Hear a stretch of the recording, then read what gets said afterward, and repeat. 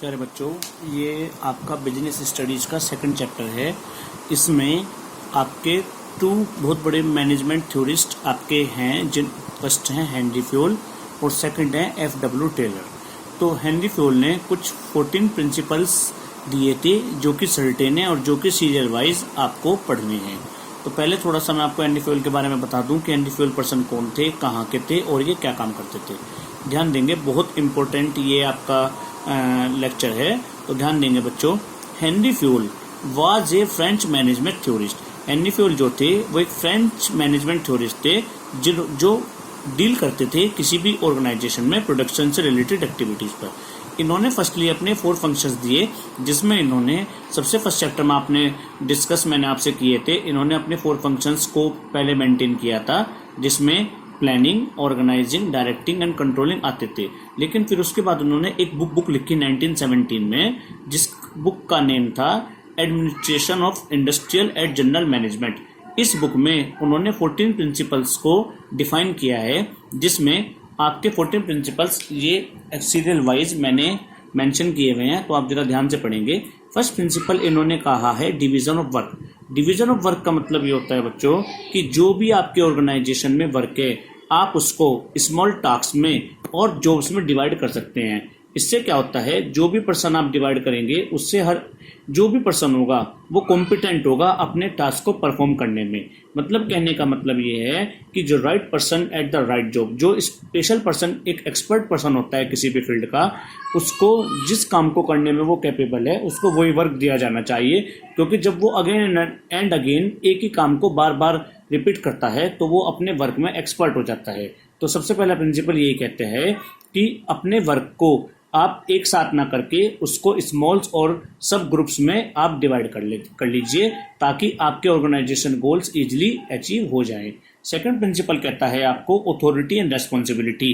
बेटे ध्यान रखना है, अथॉरिटी और रेस्पॉन्सिबिलिटी दोनों अलग अलग होते हैं। अथॉरिटी का मतलब होता है पावर्स एंड रेस्पॉन्सिबिलिटीज का मतलब होता है ड्यूटीज। हेनरी फ्योल ये कहते हैं कि जिस पर्सन को आपने अपने ऑर्गेनाइजेशन में पावर दी है, ड्यूटीज दी हैं, उस पर्सन को आपको कुछ पावर भी देनी चाहिए ताकि वो अपने वर्क को इजीली कर सके। लेकिन ये कहते हैं कि अथॉरिटी और रेस्पॉन्सिबिलिटी में एक बैलेंस होना चाहिए, क्योंकि अगर दोनों एक दूसरे से ज़्यादा हो जाएंगी तो कोई भी पर्सन अपने वर्क को अच्छी तरह नहीं कर पाएगा।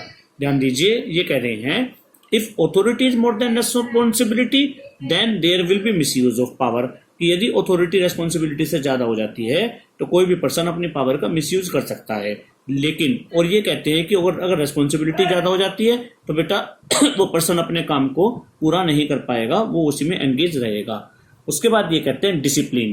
बेटा डिसिप्लिन क्या होता है, किसी भी ऑर्गेनाइजेशन में, चाहे वो कोई सा भी लेवल हो ऑर्गेनाइजेशन का, चाहे स्मॉल लेवल हो, चाहे आपका लार्ज लेवल हो, चाहे आपका मीडियम लेवल हो, और आपका कोई सा भी टॉप मैनेजमेंट हो, लोअर मैनेजमेंट हो, मिडिल मैनेजमेंट हो, हर एक्टिविटी पर, हर काम में डिसिप्लिन होना चाहिए। डिसिप्लिन का मतलब होता है follow up rules and regulations, कि आप जिस भी ऑर्गेनाइजेशन में आप काम कर रहे हैं वहां पर आप अपनी एक्टिविटीज को एक रूल्स एंड रेगुलेशंस के साथ, जो लीगल रूल्स एंड रेगुलेशंस होते हैं, आप वहां पर अपनी एक्टिविटीज को परफॉर्म करें ताकि आप अपने ऑब्जेक्टिव्स को इजीली अचीव कर सकें। क्योंकि अगर किसी ऑर्गेनाइजेशन में डिसिप्लिन नहीं होता है तो वो पर्सन या वो ऑर्गेनाइजेशन अपने गोल्स को इफेक्टिवली और एफिशिएंटली अचीव नहीं कर सकते। फिर आता है यूनिटी ऑफ कमांड। आप देख सकते हैं बेटा, यूनिटी ऑफ कमांड का मतलब होता है, नीचे की लाइन से पहले आप समझिए, one superior to one subordinate. बहुत बार ऐसा होता है कि बहुत सारे ऑर्गेनाइजेशन में कि हर पर्सन को कोई भी पर्सन आके इंस्ट्रक्ट करने लगता है, गाइड करने लगता है। तो हेनरी फ्योल कहते हैं कि ओनली वही बॉस अपने सबऑर्डिनेट को गाइड करे जो उससे रिलेटेड है, जो उसके एम्प्लॉइज हैं वही अपने एम्प्लॉइज को वही मैनेजर गाइड करे, सब लोग गाइड ना करें।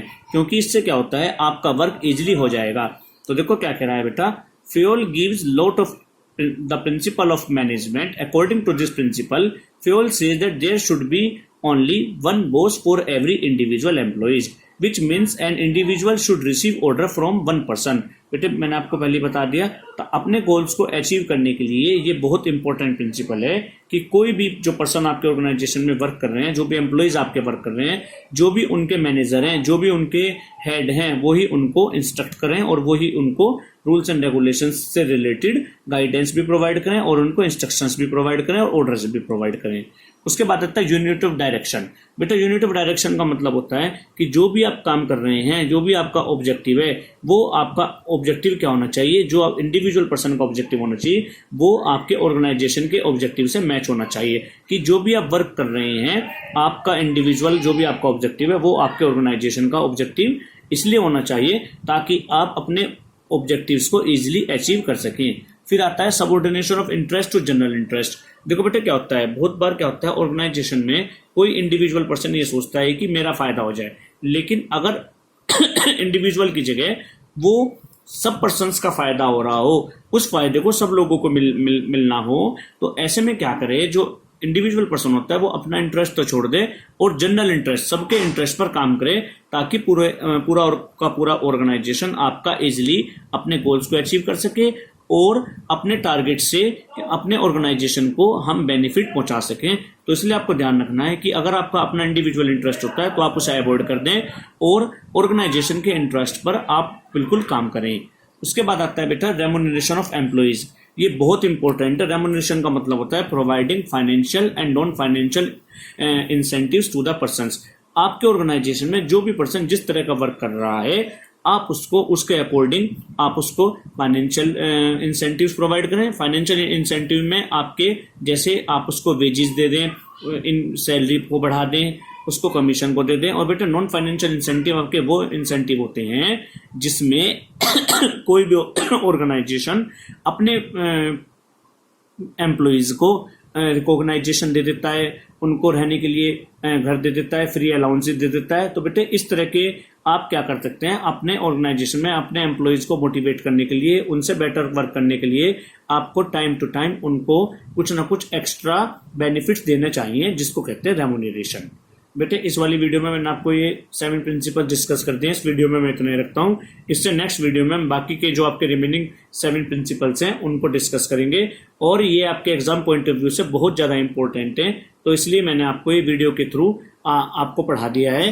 आप एक बार इसको पढ़ लें, आपको लाभ मिलेगा। धन्यवाद।